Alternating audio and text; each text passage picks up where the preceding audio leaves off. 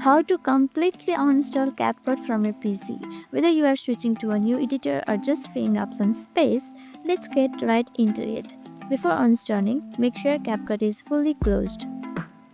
Close the CapCut. Now click on the Start menu, type Control Panel and hit Enter. Now, here click on the Programs, then choose Programs and Features.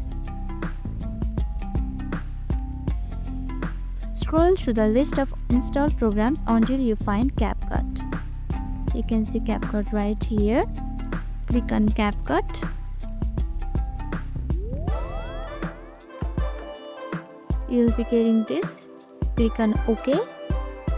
Once you click on OK, your CapCut will be uninstalled from your device. And that's it. Super simple and easy. If this tutorial helped you out, make sure to give it a thumbs up and subscribe for more videos like this. Thank you for watching.